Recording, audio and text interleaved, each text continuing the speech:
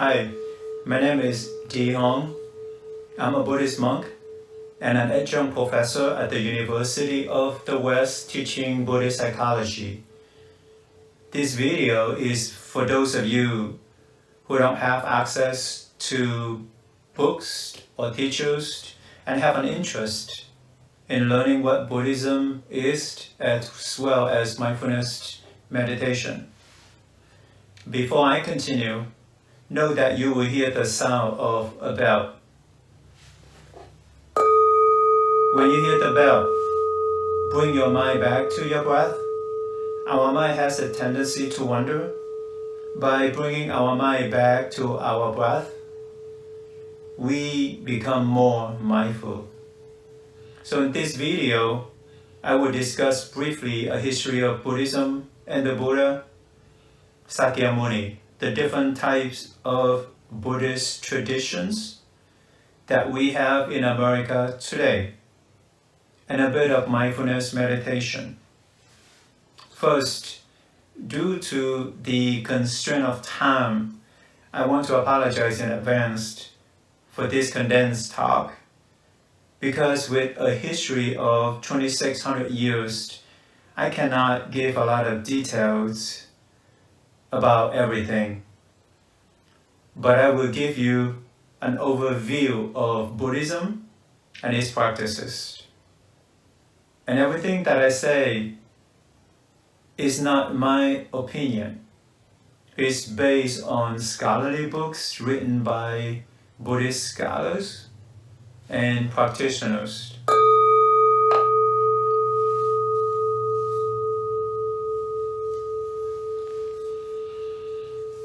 Buddhism was founded by the Buddha about 2,600 years ago in today's India.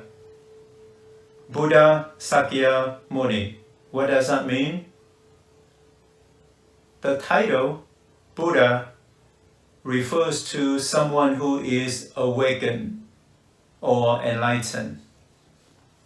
The Buddha's proper name, Sakyamuni, means sage of the Shakya clan.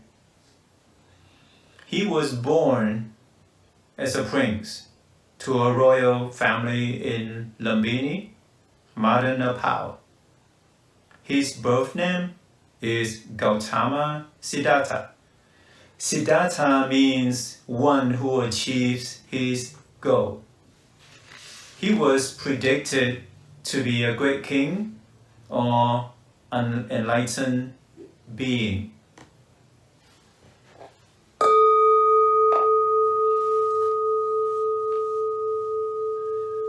Seven days after his birth, his mother, Queen Maya, passed away.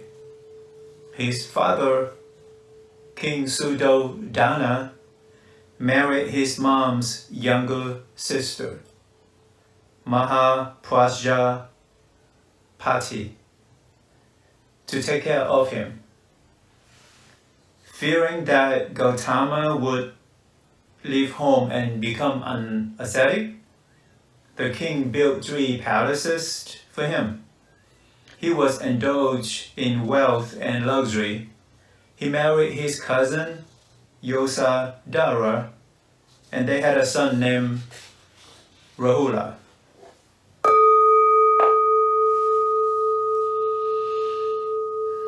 On 4 occasions in which he was able to venture outside of the palace, he witnessed an old man, a sick person, a corpse, and an ascetic.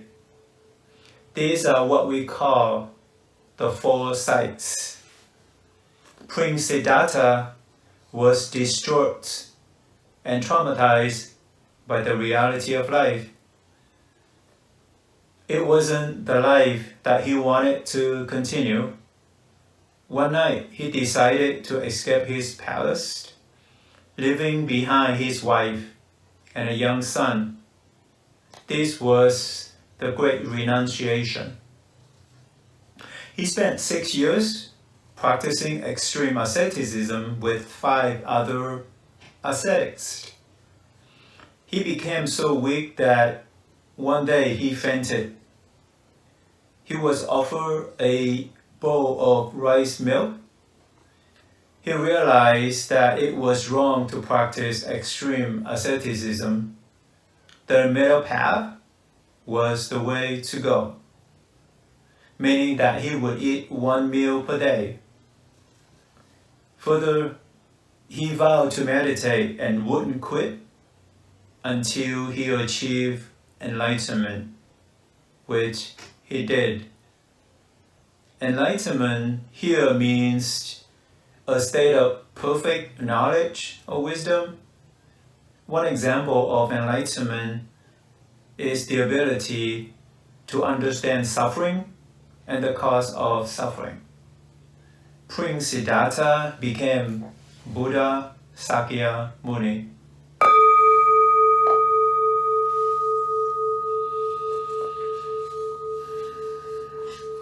Afterward, he went on to teach the Dharma for 45 years. Dharma has a lot of meanings, but here it means the teachings of the Buddha. Sangha is a community of practitioners who study and practice together. The Buddha entered Nirvana or Nirvana, or the great pass away at the age of 79. Eventually, Buddhism was split into different fractions. As Buddhism was brought to other countries, it was adopted depending upon that country. As of today, there are 3 major Buddhist schools. 1. Theravada Buddhism, or the school of elders, is found mainly in Sri Lanka, Thailand, Burma or Myanmar, Cambodia, Laos, and Vietnam. 2. Mahayana Buddhism, or Great Vehicle, is found in China, South Korea, Japan, Taiwan, Hong Kong, and Vietnam. 3. Vajrayana Buddhism, or Diamond Vehicle, is in Tibet and Bhutan. Each school has its own practices and rituals. Note that these 3 schools can be found in America.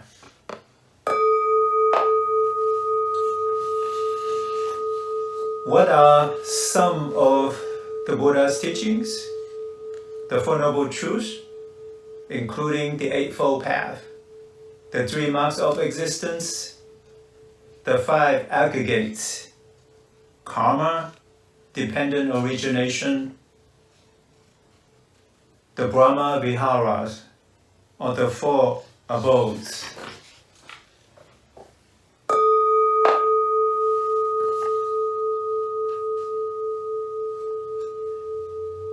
Buddhism requires that we study and practice. And this is where mindfulness meditation comes in. Mindfulness itself means to be fully aware, to pay attention. Mindfulness or insight meditation is the practice of prolonging that moment of awareness by paying attention to a particular object. For example, our breath. Some of the qualities of the mind as a result of mindfulness practice are non-judgmental, impartial, non-reacting, objective, unbiased, and fully aware.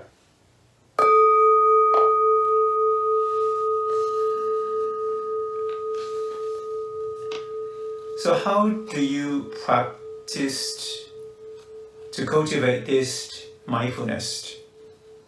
There are 4 postures: sitting, standing, walking, or lying down. I will talk about sitting meditation. You can sit in whatever position that you feel most comfortable. You don't have to sit in the full lotus position. As you sit, make sure that your chest is wide open to allow enough air in your lungs. Your face looks down approximately 3 feet away, eyes closed, and you can freely place your hands any way you want.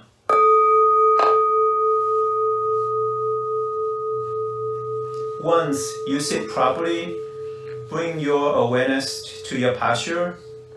Notice the contact between your posture and your seat. Bring your awareness to your lower back. Check to see if there's any tension, pain, or sensation.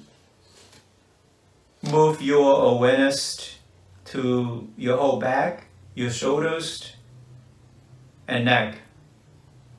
Noticing any tension, tightness, or sensations onto your head, your whole face, eyes, ears, nose, chin, your throat, your chest, and your stomach. Again, check for any tension or physical sensation throughout without judging, without labeling or reacting.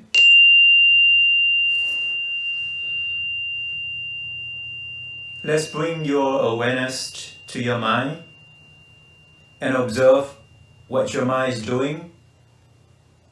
Is it thinking, planning, or wondering? The awareness or mindfulness, also part of the mind, is doing the observation. You can visualize as if you were standing on the sidewalk watching the traffic. Each car that drives by represents a thought. When you jump onto that car, it takes you away. Just as when you get caught in your thought, it takes your mind away. Let's bring your awareness to your nostrils. Pay attention to your in-breath and your out-breath. Notice how it feels. One way to develop your concentration is to count your breath. For each in-breath and out-breath, count 1. You can count from 1 to 5 and reverse count. This practice keeps the mind with your breath. If you miscount or count past 5, that means that your mind is caught in the thought or wandering away.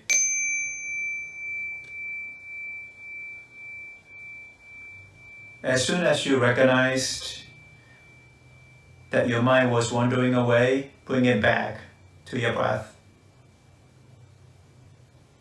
and start counting at 1 again.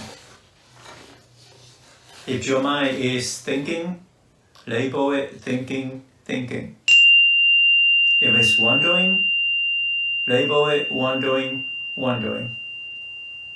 If your loved one's image comes up, label it memory, memory.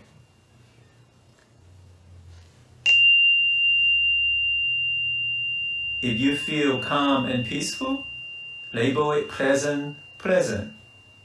If you feel restless, irritated, or angry, label it unpleasant, unpleasant. This process is called mental noting. Again, bring your mind back to your breath. The nature of your mind is to wander. The moment you are able to bring it back, that's the moment of mindfulness. The longer your mind is able to stay with your breath, the deeper your mindfulness is. And this is the practice, and it takes time. You just have to be very, very patient, not judging yourself, not reacting to your thought, your feeling, or the fact that your mind keeps wandering.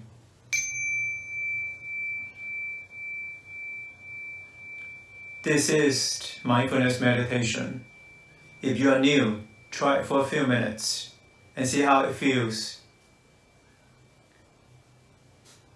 If you feel calmer and relaxed, then continue and add a few minutes when you can on a regular basis.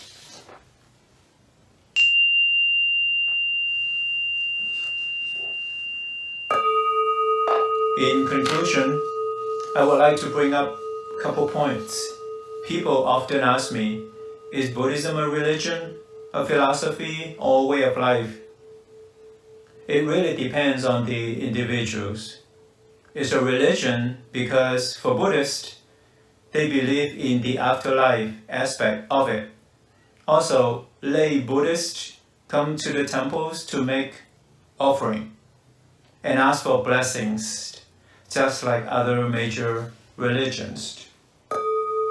As a philosophy, the Buddha encouraged his followers or anyone to investigate his teachings, which deal with the truth of reality as a way of life or living psychology. This is for people who live their lives according to the Eightfold Path. For someone who is new to Buddhism, you can read some Buddhist texts to gain some understanding. You can also try some practice to see how it works. If the text and practice enable you to deepen your spirituality, you can continue. If it doesn't, you can drop it. You don't have to abandon your religion to study and practice Buddhism. You're not required to convert. This concludes my talk. May you and your loved ones be safe and healthy.